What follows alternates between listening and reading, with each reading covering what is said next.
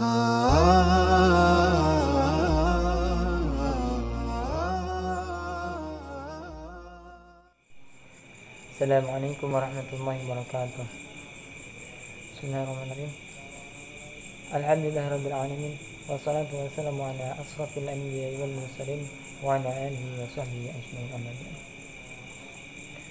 Langsung saja di sini saya akan menjelaskan dua hadis yang terdapat dalam kitab Hadis Arba'in An-Nawawi yang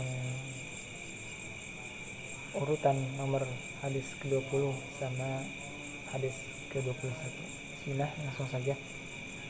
An Ibnu Mas'udin Uqbah bin Amr al-Ansari al-Badri radhiyallahu anhu qala Rasulullah sallallahu alaihi wasallam inna mimma adraka an-nas min kalami nubuwwati al-ula illam tastahi fasna ma syi'ta.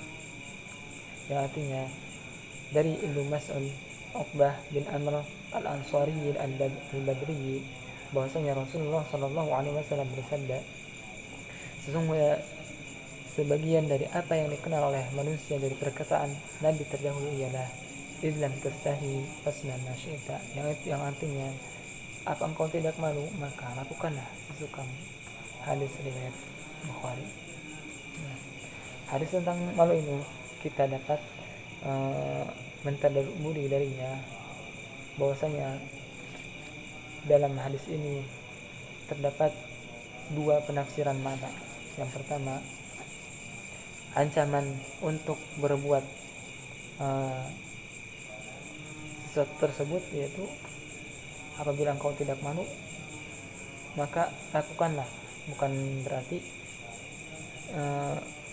melakukan secara langsung, akan tetapi di perintah di sini yaitu sebagai sindiran terhadap orang tersebut, yang mana dalam Al-Quran disebutkan,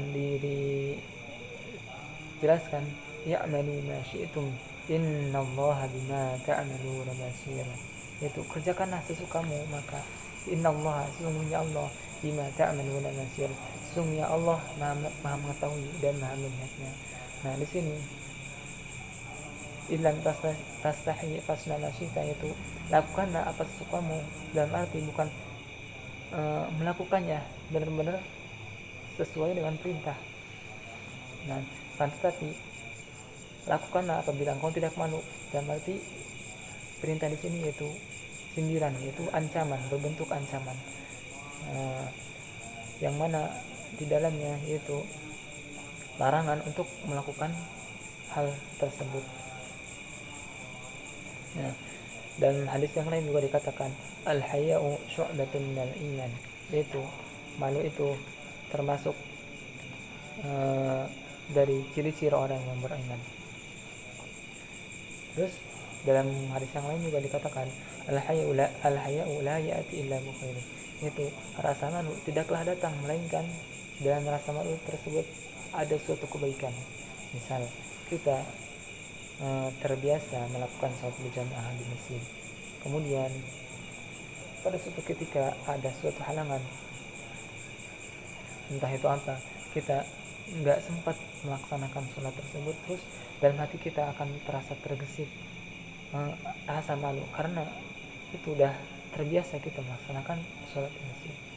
Terus penafsiran yang kedua yang ditafsirkan para ulama yaitu rasa malu idlam tastahi fasna ma syi'ta, itu apabila engkau tidak malu maka lakukanlah sesuatu tersebut. Dalam arti di sini bukan sindiran, tapi benar-benar perintah. Apabila engkau tidak malu maka lakukanlah. Itu kita melakukan segala sesuatu, ya terserah kita. Nah, dalam tanda kutip yaitu tidak melanggar keluar dari syariat Islam.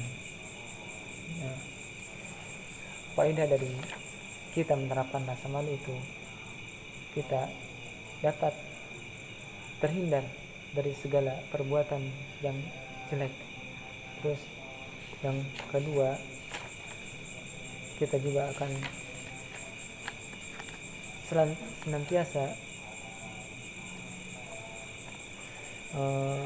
dekat dengan Allah Subhanahu wa taala, karena dengan menanamkan rasa malu terhadap diri kita, kita melakukan segala sesuatu itu akan berpikir dua kali, yaitu apa yang akan kita dapat dan apa yang sebab yang akan kita dapatkan apabila melakukan suatu perkara tersebut. Nah, maka Allah SWT menganugerahkan kepada kita yaitu madu. Terus dalam hadis yang lain, al-hayyu wal imanu qurna jami'an idza rufi'a anhuma rufi'a al-akhar, yaitu malu dan iman itu digandingkan dua-duanya, yaitu apabila salah satunya terangkat maka keduanya juga bisa terangkat. Nah, di sini menjelaskan bahwasanya apabila seseorang memiliki rasa malu, maka otomatis dia juga memiliki iman yang kuat, yaitu iman yang tinggi. Kemudian kita lanjutkan kepada hadis yang ke-21. Bismillahirrahmanirrahim. Ana bi amrin wakila bi amrah Sufyan bi Abdillah qala qultu ya Rasulullah qul li bil islam qawlan la as'alu anha ahadan ghayraka qala qul amantu billahi summa istaqim, rawahul Muslim. Yang artinya diriwayatkan dari Abu Amr, ada yang mengambilnya juga Abu Amrah Sufyan bin Abdullah radhiyallahu anhu, bahwasanya ia berkata, aku pernah berkata, ya Rasulullah, katakanlah kepadaku ungkapan yang tentang Islam dan di mana aku tidak akan lagi menanyakan kepada seorang pun selain kau. Kemudian beliau bersabda, aku beriman kepada Allah, kemudian beristiqomah. Nah, kita bisa menggarisbawahi dari hadis yang ke-21 ini, yaitu qul amantu billahi summa istaqim, yaitu yang pertama amantu billah, yaitu beriman kepada Allah, terus yang kedua summa istaqim, yaitu istiqomah. Nah, di sini saya akan menjelaskan kedua faedah dari amantu billah sama istiqomah. Yaitu yang pertama, Allah Subhanahu wa ta'ala telah memuji dalam surat Fussilat terhadap orang-orang yang senantiasa beristiqomah, yaitu sabdanya, innal ladzina qalu rabbuna Allah tsumma istaqamu tatanazzalu alaihimul malaikatu alla takhafu wa la tahzanu wa abshiru bil jannati allati kuntum tu'adun. Yang artinya, sesungguhnya orang-orang yang berkata Tuhan kami adalah Allah, kemudian mereka meneguhkan pendirian mereka, maka malaikat-malaikat akan turun kepada mereka dengan berkata, janganlah kamu merasa takut dan janganlah kamu bersedih hati. Janganlah kamu bersedih hati dan bergembiralah kamu dengan memperoleh surga yang telah dijanjikan kepadamu. Ini di sini bahwasanya diceritakan bahwasanya di hari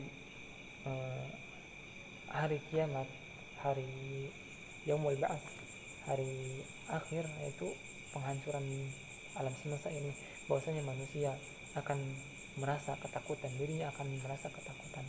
Akan tetapi Allah mengabarkan dengan kabar gembira terhadap orang-orang yang senantiasa beristiqomah dalam beramal ibadah itu.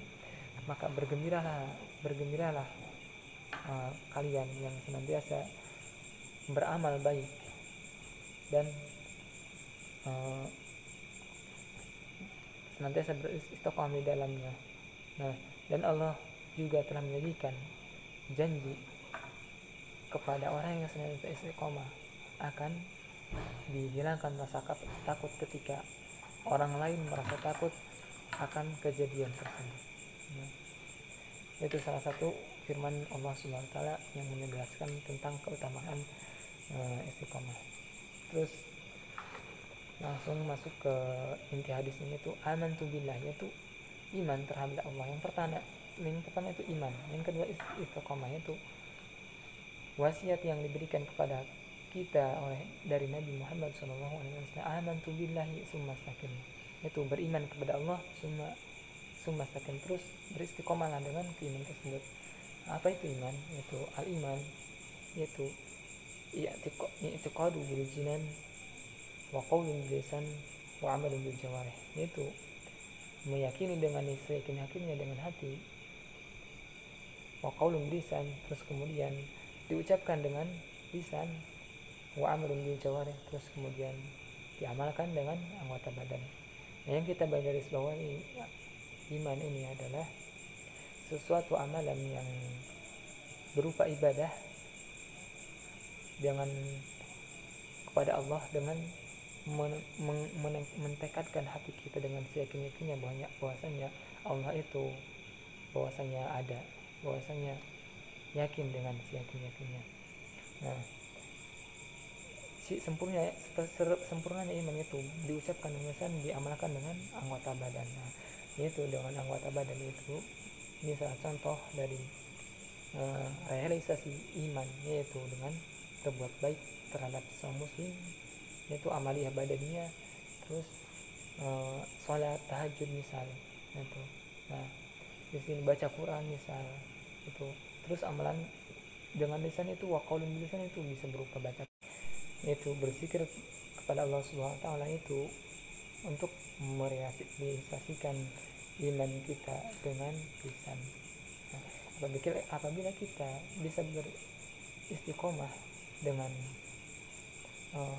amalan lisan dan amal itu, nah kita akan bisa selamat, akan bahagia di dunia, dan akan bisa selamat mencapai ke akhirat. Karena ulama telah mengatakan kullu sa'adah fil ibadah wa adamul karamah fil istiqamah. Itu semua yang mencakup kesenangan, kebahagiaan di dunia maupun di akhirat, itu kullu sa'adah fil ibadah, terdapat dalam ibadah, yaitu ibadah. Maka kita harus memperbanyak ibadah biar hati kita senantiasa senang, tentram, senantiasa senang dalam keseharian kita. Kullu sa'adah fil ibadah, yaitu semua yang mencakup dengan kebahagiaan itu terdapat dalam ibadah. Wa adamul karamah fil istiqamah. Nah, dan paling agung-agungnya kemuliaan yaitu istiqomah. Nah, itu dalam arti istiqomahnya dalam hal ibadah. Nah, di sini bisa kita simpulkan, apabila kita ingin diri kita bahagia di dunia maupun akhirat, maka kita harus senantiasa istiqomah dan beribadah kepada Allah Subhanahu wa taala. Sebagaimana disebutkan oleh para ulama, semua yang mencakup kebahagiaan itu terdapat pada ibadah, dan paling besar-besarnya kemuliaan itu istiqomah dalam melaksanakan ibadah. Mungkin cukup sekian yang bisa saya sampaikan. Hadza wa jazakumullahu khairan. Assalamualaikum warahmatullahi wabarakatuh.